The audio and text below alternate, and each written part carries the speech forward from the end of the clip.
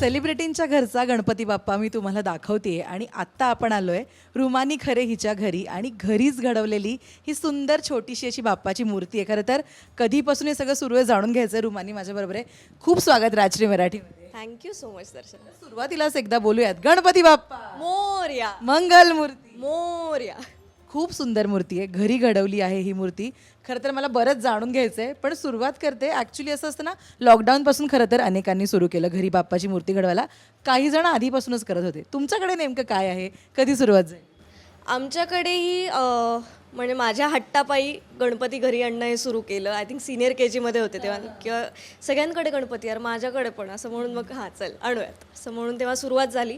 आणि कायमच हे ठरलं होतं की नक्की इको फ्रेंडली प्रकारेच गणपती साजरा करूयात. सो तेव्हा शाडूची मूर्तीच आणायचो आम्ही नेहमी. पण जसं तू म्हटलीस की लॉकडाऊनमध्ये अगदी रिस्ट्रिक्शन्स पडले, बाहेर जाणं बंद झालं सगळ्यांचं, तेव्हा मग काय तर मग घरची माती आहे, वरती एक छान गच्ची आहे जी आई सगळं मेंटेन करते, राखते.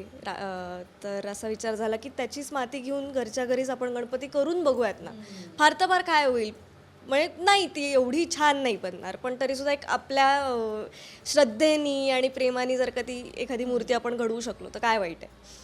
तर तशी सुरुवात झाली आणि पहिलाच ट्राय बाबांनी केला होता पहिल्यांदा घरी गणपती, आणि तो इतका छान झाला. मग असं वाटलं की हेच का नाही कंटिन्यू करायचं. मग लॉकडाऊन जरी संपला तरीसुद्धा आम्ही अजूनही असंच करतो की आई माती चाळून ठेवते बागेतली आणि मग ती एकदम फाईन सॉईल ज्याला म्हणतात त्यांनी मग आयदर आई किंवा बाबा असे आलटून पालटून घरीच छोटीशी मूर्ती बसवतो आम्ही. आवड लागते हे सगळं करायला आणि अनेक जण घाबरतात की नाही चांगलं जमलं तर, लाईक यू सेड की फार काय होईल, फार फार तर वेगळी बनेल. बरोबर आहे, पण ही आवड त्या दोघांमध्ये कधीपासून आहे? आणि रुमानी तुझा किती हातभार असतो या सगळ्यात? आवड आता मला तरी असं वाटतं की एखादा आर्टिस्ट फक्त एकच आर्टला कधी असा बांधील नाही राहू शकत. आर्टिस्ट म्हणलं की त्याला बाकी पैलू पण खूप असतात आणि खूप गोष्टी आवडतात किंवा त्याच्यातली जाण आपसूकपणे येतेच. सो चित्रकला आणि बाबा तर आधीपासून करायचा. आई अतिशय सुंदर मेहंदी काढते, रांगोळी काढते. सो एक आर्टिस्टिक फ्लेअर दोघांकडेही आहे. आणि बिघडणं म्हणजे किती बिघडेल असाही एक भाग होता, आणि दुसरी गोष्ट म्हणजे श्रद्धेचा भाग आहे ना शेवटी तो. सो काही झालं तरी ते प्रेमाने घडवणं इज इम्पॉर्टंट. आणि मी फ्रँकली त्या ह्याच्यात मला अजून कॉन्फिडन्स नाही आहे की मूर्ती बनवणं हा. पण बाकीचं सजावट असेल, तामझाम असेल, मग काय मग थोडंसं पेंटच करूयात का. एक वर्षी आम्ही फक्त असं एक हायलाईट म्हणून एक ऑरेंज आणि सोंड हायलाईट केली होती, डोळे हायलाईट केले होते. सो आफ्टर इफेक्ट्स जे असतात ते माझं डिपार्टमेंट असतं, किंवा ते फोटो काढणं वगैरे माझं डिपार्टमेंट असतं युजली. घरी किती धमाल असते बाप्पा येतो तेव्हा. खरं तर तो खूप पॉझिटिव्हिटी घेऊन येतो आपल्या माणसांना, आपल्याकडे तो घेऊन येत असतो. या निमित्ताने सगळे भेटतात. इकडे नेमकं खरेंच्या घरी नेमकं काय असतं? किती धमाल असते? अरे प्रचंड. मुळात असं होतं की बाबा आणि मी आमचे शेड्यूल्सच मॅच होत नाहीत most of the time. So हे 1.5 दिवस आम्ही नक्की एकत्र असणार आहोत हे माहीत असतं. त्यामुळे आम्ही एक्सायटेड असतो, आई खुश असते की हा दोघेही घरी आहेत बाबा असं.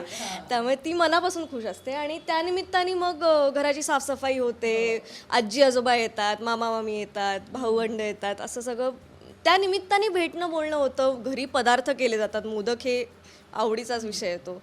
आणि आमच्या घरी सगळेजण प्रचंड हौशी खवय्ये आहेत. प्रचंड आवडतात त्यांना खायला.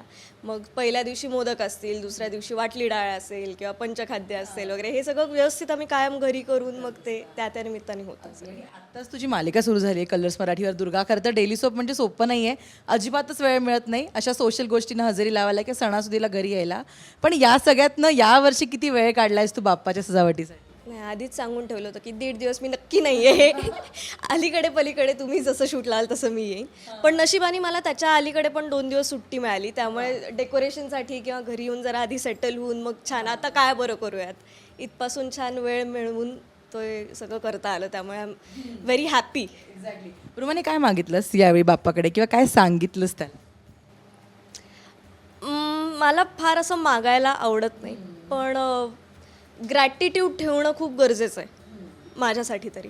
त्यामुळे थँक्यू म्हटले बाप्पाला. ज्या अपॉर्च्युनिटीज मिळत आहेत किंवा ज्या गोष्टी करायला मिळत आहेत त्याच्यामध्ये आनंद मिळतो आहे त्याच्यातनं, आणि हे प्रत्येकाला मिळत नाही. किंवा प्रत्येकजण रोज उठून की चला कामाला जाऊयात इतका उत्साह सगळ्यांनाच मिळेल असं नाही, तर ते मला मिळतंय नशिबाने. So I am very grateful to Bappa for that. आणि तू इंस्टाग्रामवर पोस्ट टाकलं होतंस ज्याच्यामध्ये तू सुंदर कविता लिहिली होतीस. बाबाची कविता आहे ती. बाबांनी कविता. बाबाची, हां, खूप सुंदर आहे ते. तर आज या निमित्तानं आता मी गणेशोत्सवाला तुझ्या घरी आली आहे.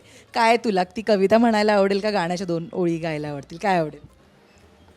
कविता तर नाही, कविता बाबा जास्त छान म्हणतो. पण एक मूव्ही येऊन गेला अनेक वर्षांपूर्वी, तर त्याच्यामध्ये खूप इंटरेस्टिंग होतं की एक कव्वालीच्या रूपात गणपती स्तुतीपर गीत असं लिहायचं होतं, जे की खूप म्हणजे अवघड टास्क आहे मला तरी वाटतं. आणि ते बाबांनी तेव्हा लिहिलं होतं. कव्वाली होती ती गणपतीची.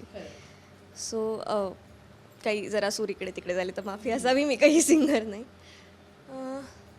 हे लंबोदर गजमुख मेरे मोरया मोरया, मेरे मालिक मौला मेरे मोरया, अशी ती होती. खूप मस्त. ॲक्च्युली मी येता येता हे गाणं ऐकत आले माहिती आहे गाडीमध्ये. खूप सुंदर. Thank you so much. तू वेळ दिला, इतक्या छान गप्पा मारल्या आणि बाप्पा तुझ्या सगळ्या इच्छा पूर्ण करू देत. पुन्हा भेटूया गप्पा मारायला. All the best. Thank you so much. आणि तुला पण आणि राजश्री मराठीतर्फे आणि माझ्यातर्फे सगळ्या प्रेक्षकांना सुद्धा गणपतीच्या हार्दिक हार्दिक शुभेच्छा. थँक्यू.